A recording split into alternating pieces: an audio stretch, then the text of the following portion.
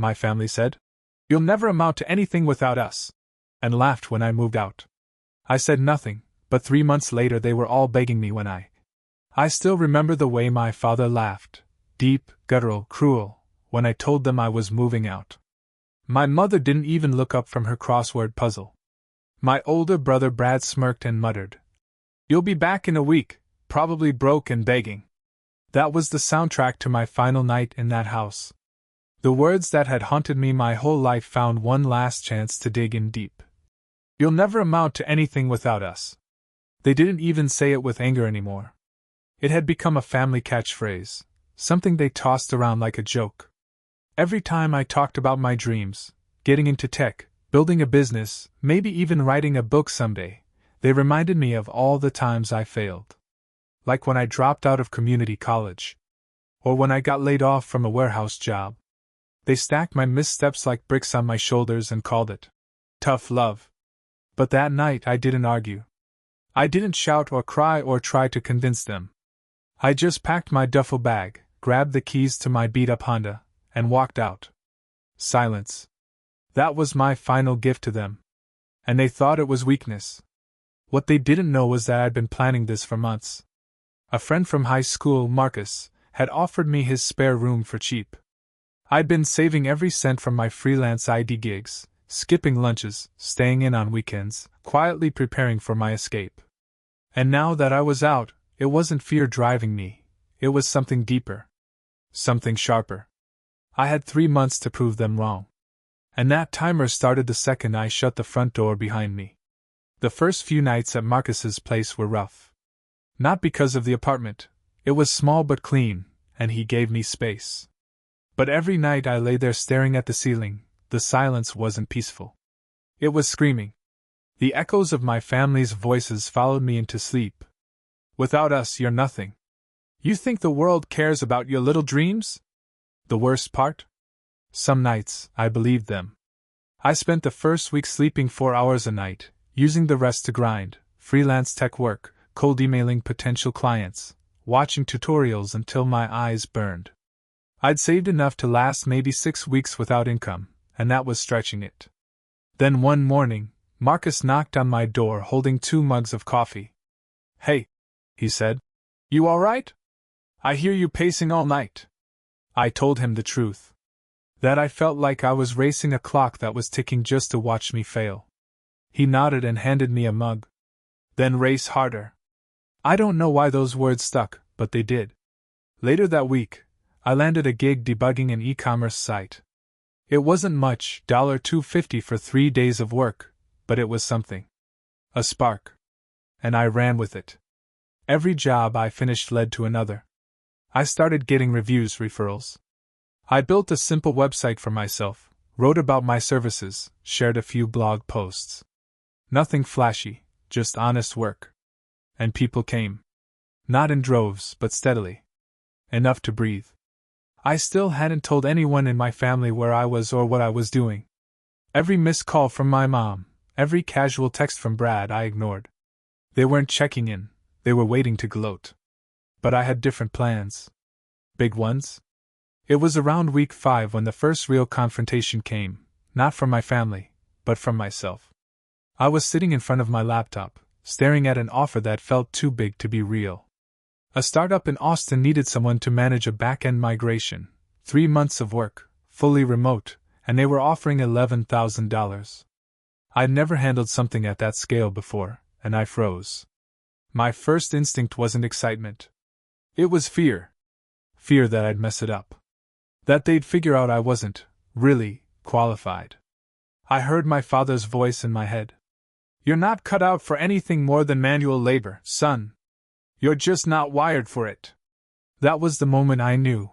It wasn't just them I had to escape. It was what they'd planted in me. Every voice in my head that told me I was nothing? That was them.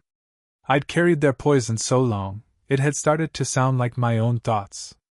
I accepted the offer. And I worked like my life depended on it. Because it did. I didn't sleep much. My posture got worse. I drank more coffee than any human should. But I delivered. I crushed every deadline. Fixed bugs before they were found. built trust.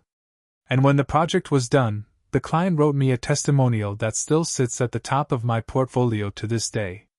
That's when things shifted. I went from scrambling to survive to finally breathing. I started getting steady work. I opened an LLC. I bought a new laptop. I stopped checking my bank account every hour. That's also when the messages from home started to change. The tone softened. Less smug. More curious. Hey, just checking in. How's it going? Then, from Brad. You still out in the world doing your little tech thing? They didn't know. Not really. But they were starting to suspect that I wasn't the failure they expected. And it was only a matter of time before things turned completely upside down.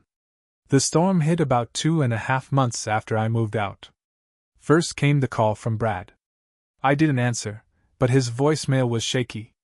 Hey, just wondering if you've talked to Mom. Things are a little crazy right now. Give me a call?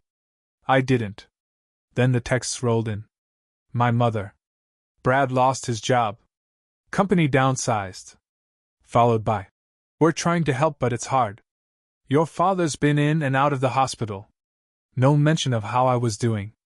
No questions about my life. Just, things are hard. Translation, we need something from you. I read those messages over takeout in my studio apartment, the one I'd paid for, every cent, with the income from the business I'd built on their doubt. Then came the email. Not a text, not a call, an actual email. From my father. It was short. 3 lines.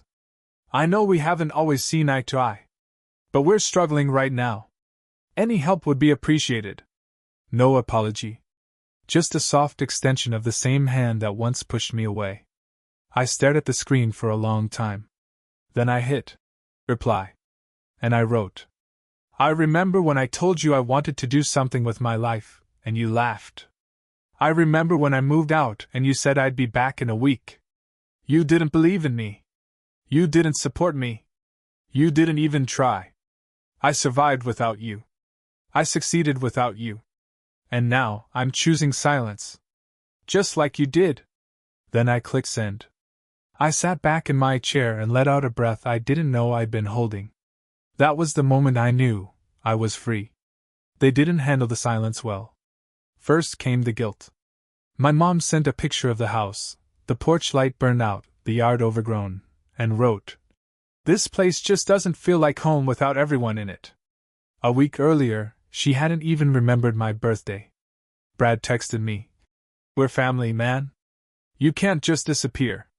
This from the same brother who, when I was 12 and crying after getting bullied at school, said, "Maybe if you weren't so pathetic, they wouldn't pick on you." I said nothing. And that was what crushed them. They expected me to come back like a loyal dog, tail between my legs, apologizing for the audacity of standing on my own. Instead, I built something without them. My tech business had landed its 3rd long-term client. I was making enough to hire help.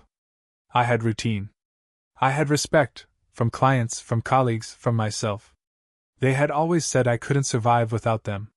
Now I was thriving. And they were calling from borrowed time. The last message I got from my dad before I blocked his number was a voicemail. He sounded tired. Defeated. Like a man trying to hold on to authority he no longer had. "You're being cruel. We're your family. You think money makes you better than us?" And for the first time, I didn't feel anger. Just pity. Because in a way, they were right. I wasn't better because of the money. I was better because I didn't need their approval anymore. The silence between me and my family wasn't just about punishment, it was about peace. I hadn't known how deeply their voices echoed in my head until they were gone. For the first time in my life, I could make a decision and not hear my father scoff, not see Brad roll his eyes, not brace for my mother's passive-aggressive sigh. That's when I started sleeping again. Really sleeping. The kind where you wake up and your chest doesn't feel heavy. My work got sharper. I expanded into consulting, even gave a talk at a small tech convention in Chicago. I stood on that stage, talking to a room full of strangers, and for the first time, I wasn't pretending to be someone better. I was someone better. The past version of me, scared, meek, always trying to earn scraps of validation, he couldn't have stood there. But success has a way of drawing ghosts. 3 days after that event, I was at my apartment, sorting through receipts when there was a knock at the door. I opened it, and there stood my mother. Pale, thinner than I remembered, but still dressed like she was hosting Thanksgiving for a senator. She smiled like we were friends who hadn't seen each other in years. "Hi, sweetie," she said. It knocked the air out of me. Behind her, Brad was stepping out of a rideshare. His hands were in his pockets, his expression unreadable. "Can we talk?" I didn't let them in. We sat on the steps outside. Cold concrete under us. The city humming in the background. They didn't waste time. "We lost the house," my mother said. Brad nodded. "Dad's pension got screwed up. And his medical bills." I waited. "We're not asking for much," she said. "Just some help getting back on our feet." Brad added, "We always knew you'd be the one to make it, man. We believed in you, even if we didn't show it right." There it was, the rewrite. Suddenly, they had always been proud of me. Always rooting for me from the sidelines. But they weren't rewriting history for my sake. They were doing it for theirs. I studied their faces. Brad, the golden boy, who never once stood up for me. My mother, who had spent my entire childhood treating me like an afterthought. They were both looking at me like I was their last good option. And they were right. But that didn't mean they deserved saving. I took a long breath and let the silence sit until it got uncomfortable. Then I spoke, my voice low but steady. "Do you remember when I was 16 and wanted to go to that summer coding program?" I asked. My mom shifted. "Sweetheart, that was—" "You said no. You said it was a waste of time. That I should get a job bagging groceries instead. Brad, do you remember laughing at me when I came home with that old computer I pulled from the school's recycling bin?" He looked down. "I remember. I remember every time I tried to build something, anything, and you told me I was stupid. That I'd never be more than a burden. So now you're here, and you need help. And I get that. But here's what you need to understand." I stood. "You didn't just bet against me. You wanted me to lose.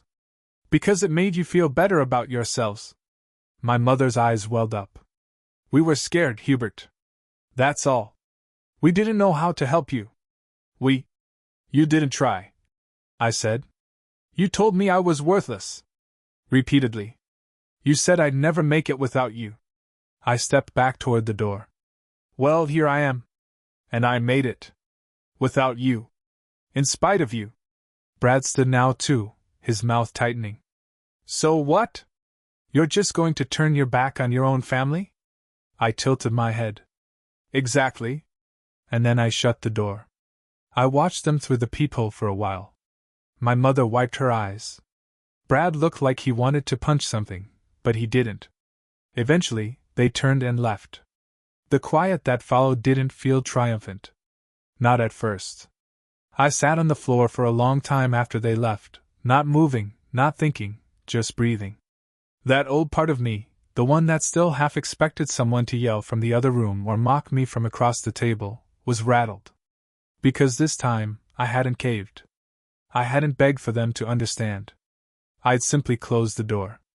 And that kind of power felt foreign. But not wrong. That night, I didn't celebrate. I didn't call Marcus, didn't open a bottle of wine or go online to vent. I just took a long shower, dried off, and sat on the edge of my bed, staring at the skyline through my window. The city didn't care about my past. It didn't owe me anything, but it also didn't try to tear me down. That silence? It was mine now. A few days later, an email came through. This one from my father. The subject line: family. I didn't open it. I archived it and set a filter to send anything from his email straight to the trash. It wasn't about being cruel. It was about peace.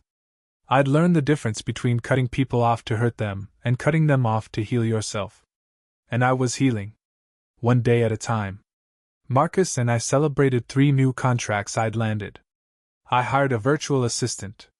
I even took a week off, my first real vacation. I sat on a cabin porch in Vermont. No phone, no laptop, just trees and quiet and the sound of someone finally breathing easy. That's when I realized something important. I hadn't just escaped my family. I'd escaped the version of myself they built, the self-doubt, the fear, the constant second-guessing. I had redefined who I was. On my own terms. I had become a man who knew his worth. And that was something they could never take away. I didn't expect to see them again. But life's strange like that. It finds ways to circle back, test your spine, see if the strength you built is real or just something you rehearse in the mirror. It was almost a year later. Spring was settling into the city, and I had just left a meeting with a major client when I saw Brad. Of all places, he was sitting on the bench outside a downtown community center. Thinner. Older looking somehow. His shoulders slumped the way they used to when he lost basketball games in high school. I would have walked past him, I really would have. But he saw me.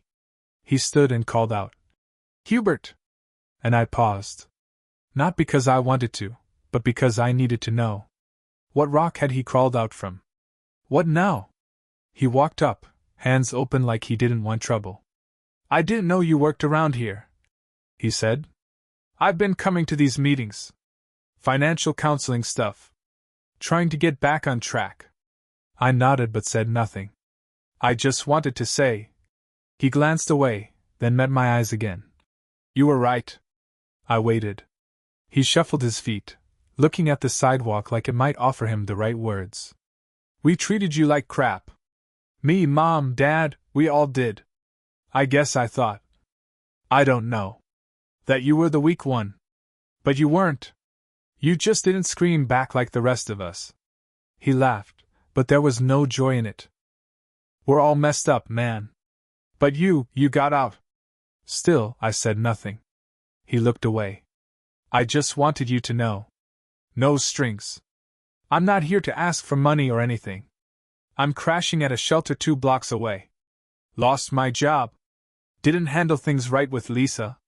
Mom's staying with Aunt Cheryl since Dad passed." I blinked. "Dad passed?" He nodded. 6 months ago. Heart failure. No one reached out. We figured you wouldn't want to hear it from us." He was probably right. I looked at him, really looked.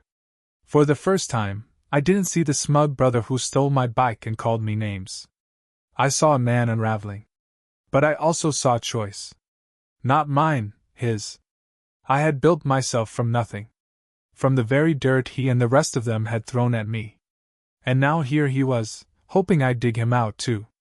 But I didn't reach for a shovel. I reached into my jacket, pulled out a business card, and handed it to him. "This is for a guy named Derek. He runs a community tech training program 2 floors up. Tell him I sent you. He helps people get certified, teaches coding basics. It's not a handout, Brad. It's a door." He took it like it weighed 100 pounds. "Aye, thanks." I nodded and turned to leave. "Use it. Or don't. But don't ever come looking for what you threw away." As I walked off, I didn't feel anger or vindication. I felt clean. A week passed. Then 2. I never heard from Brad again.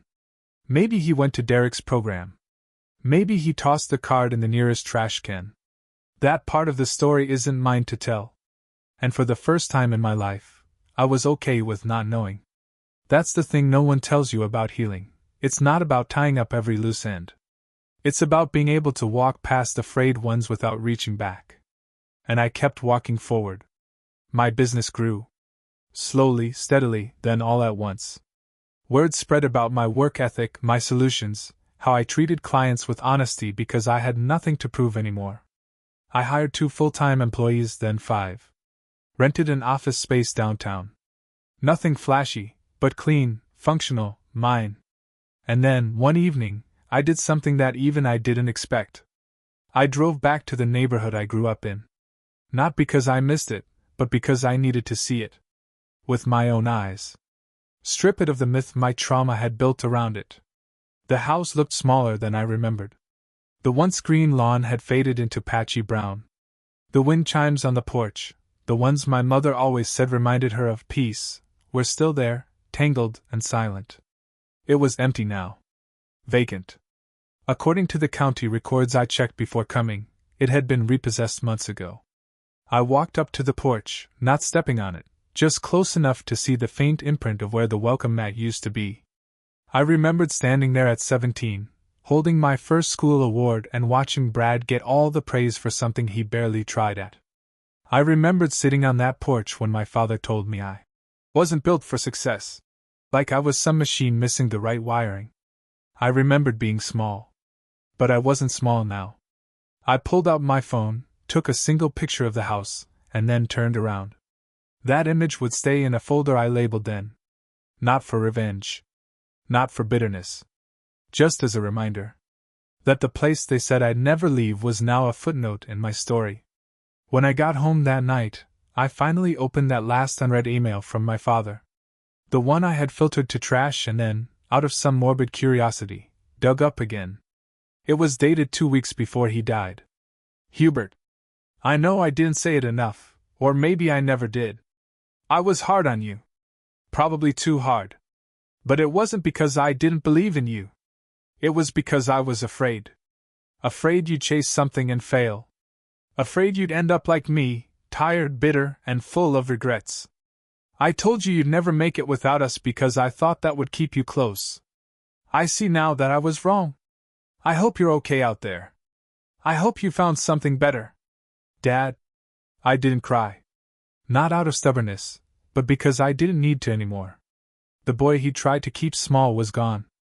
And the man he feared I might become? I'd already become him. I used to think survival was enough. That getting out was the goal. That silence meant safety, and distance meant healing. But I learned something in the end. Thriving isn't just about building a new life. It's about finally speaking the truth of the old one, and choosing not to live there anymore. I didn't need to scream. I didn't need revenge. I just needed peace. And now? I have it.